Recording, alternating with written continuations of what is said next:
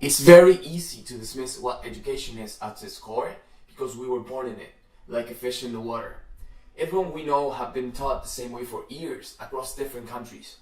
That's the reason why it's so difficult to criticize something that is so close to us, our family, and even our culture. It is a commonly accepted fact that when we are 5 or younger, we go to kindergarten for a couple of years, then go through primary school, high school, and finally college. If you're lucky enough to afford it, obviously. In most countries, education usually consists of a group of 10 to 30 children going to class, memorizing hundreds of pages over years, answering questions in a piece of paper called a test, get a good grade, and forget all that you've learned the next day. The average graduate student finds himself as lost as when he was 7 years old, with the only difference that he remembered half a dozen physical laws or so, read some literature, and studied basic geography. So, what is education's purpose? If we think about it for a couple of minutes, an interesting conclusion should come to us. Education's purpose is to prepare the person for life outside the educational structure. It is like life's training wheels. We go to school for the sake that when we are out of it, we have the necessary tools and skills that will help us navigate life without unbearable struggle. Unfortunately, what is happening is the other way around. When life is a complex game that includes emotions, passions, ethics, morality, virtue, discipline, creativity, wisdom, our current education system is based around shallow values such as memorizing, following instructions, not thinking outside the box, not challenging authority, and skills such as programming, business, physics, and biology. Notice that most of what is taught in school is pragmatic. It's all about achieving results and manipulating reality in a way that's beneficial to us. Physics is about understanding the laws of nature and being able to use them in our favor. And from business, we learn how to make a company successful, for example. There's absolutely nothing inherently wrong with that approach. It's just not a complete manifestation of what education should be about. Education should include all of these subjects, but not limit itself to them only. By sticking with the current education system, we end up producing materialistic, neurotic, shallow, and immature human beings. Not very far from the reality we see when we turn on TV, right? Nonetheless, if our analysis stops here, we would be committing two big mistakes. The first one is that no one should raise a concern or problem if he or she doesn't have a solution to offer.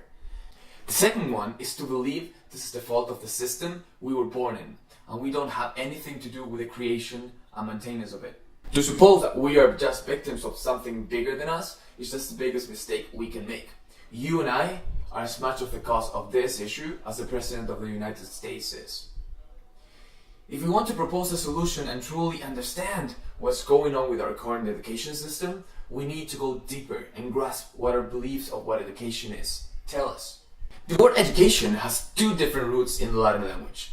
The first one is educare, which means to train and mold. The second one is educere, which means to lead out. The first definition of education refers to train and mold, but to train what? For what purpose? Seth Godin, a marketer, says, the sole intent of the education system is to train people to be willing to work in a factory. We are training human beings, which are the most complex organism known in the universe so far, to be a cog in the machine, doing repetitive and mundane work, following orders, not letting them stand out or be original. This paradigm understands the person as some sort of undefined piece of clay, and that with the proper education, you give it form and hopefully after a couple of years, your finished product will be a productive and efficient human being, or at least what it remained of it. Without taking into consideration the life of a student as a whole, schools fill up her head with concepts and ways of seeing the world that only benefit the system. We don't need happy, creative, and rebellious people that think outside the box. We need ones that follow instructions and don't question the current status quo.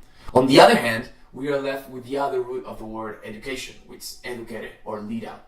This definition understands education in a completely different light. We start seeing the human being as an oak seed, which has the potential to expand to a big, beautiful, and sturdy tree. Not only that, but it actively seeks to outgrow its current limitations.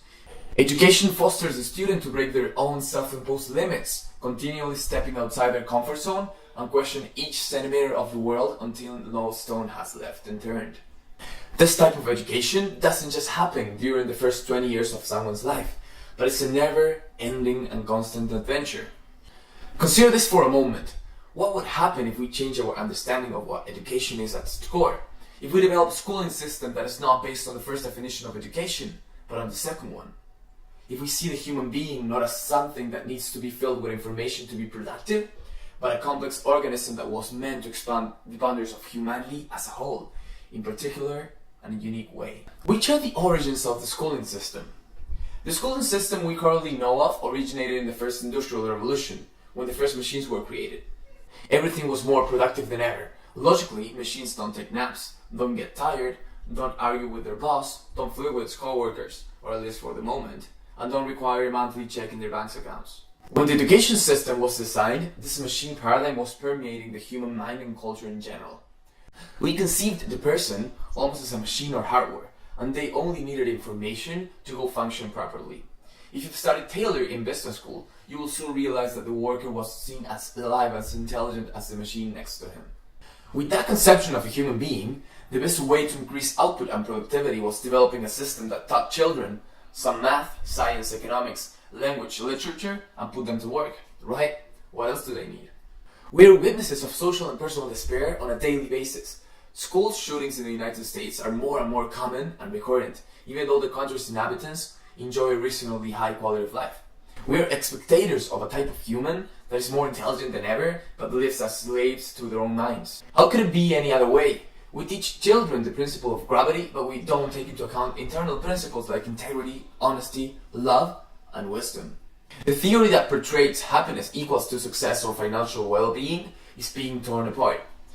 We see how businesses exploit people in the third world countries, and the only reason is to cut costs and be more profitable. Countless companies have been getting richer and richer at the expense of the whole of humanity, which is suffering the consequences of global warming. And these are some of the consequences of not having the proper educational system. But let's see in our personal experience. Do you feel lost in life? How many times do you wake up in the mornings, wash your face, and ask why you are doing all of this? Why you are going to work, or why do you go to school? What is the purpose of all of this? Does it have any real meaning? Do you feel inadequate when you are around people? Do they seem to have figured out something about life that you didn't? Everyone looks so happy and enjoying themselves, posting photos and videos on Instagram, while you are there scrolling through your phone, watching them enjoy their perfect and remarkable life, right? This is most people's experience of life, whether they want to admit it or not, including me. Even though you see countless happy faces on your phone, that's a facade, and people who are truly honest with themselves will agree. A sense of purposelessness, meaninglessness, and nihilism is strong in our culture, little by little. Of course, this is bound to happen with the education each one of us inherited. Nobody taught us how to find meaning in life, how to increase our well-being, to be more honest, the principle of a successful relationship, how to conduct business in a manner that's beneficial, not only to us, but to society in general. We must make hundreds of value-based decisions on a daily basis, almost blindfolded, since schools just taught us how to be more efficient and productive, know how to think critically. Yet, it's no one's fault. We were educated based on a flawed understanding of education and what it means to be human. And luckily, we were not born with the instincts of an animal, or a dog, or a pig. We must figure out all of this event called life pretty much by ourselves alone. But since we are too young to do it, we end up learning from people that are as lost as we are from the beginning. In order for the education system to change, we need to change the conception of what it means to be human. The conception that a human being is not more than an incredibly complex machine and made out of atoms, designed to be productive, is falling short. Take a sincere look at yourself and life, and honestly tell me that you feel like a machine that's only composed by atoms, that you need only information to go be productive. That is such a skewed and simplistic way of understanding a human being that is almost insulting to the universe that took 13 billion years to create us. You're not just a complex composition of atoms, you're alive, and not just in isolation, but in a complicated social and cultural matrix, which entails much more than atoms and cells and gravity and what have you. You may learn about the second law of thermodynamics, Einstein's theory of relativity, or Gödel's incompleteness theorem. You may read about Darwin's theory of evolution, Hawking's radiation, or the Big Bang. But how could all of this help you live a better and more fulfilled, more passionate, more conscious life? How can biology teaches you how to be a better boyfriend or girlfriend, or mother or father or friend? How can physics tell you what to be honest and what are the consequences of being honest? How can mathematics enlighten you about how you should conduct your business ethically and ecologically?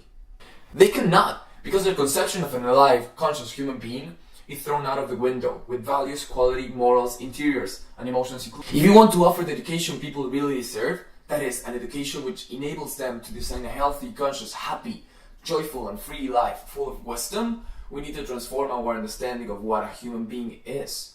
The view of a mechanistic, atomistic, simplified human being must be tossed out for a much more accurate one to emerge. That's how the real change will happen, not otherwise.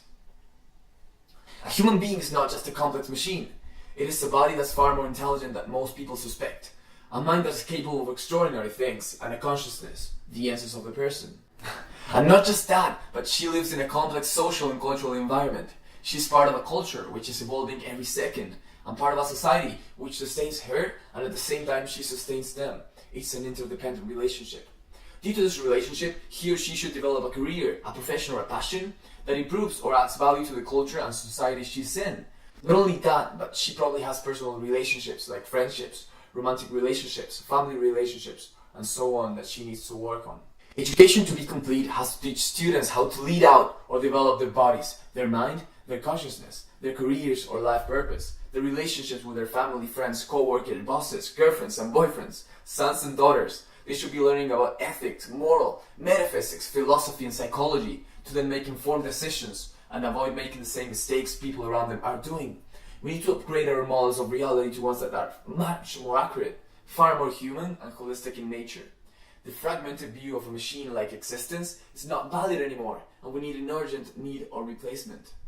Unfortunately, the only way this will change is if we discard our conception of a human being and education is. Education can only help us if it produces a whole man, not a dissected one. Unless we develop a much more comprehensive and holistic view of what the human being is, the solution to all the problems we face as individuals and as society, as a whole, will be somewhat incomplete. The good thing is that we don't need to wait until the government makes the decision. We are in the 21st century, information from all around the world is available.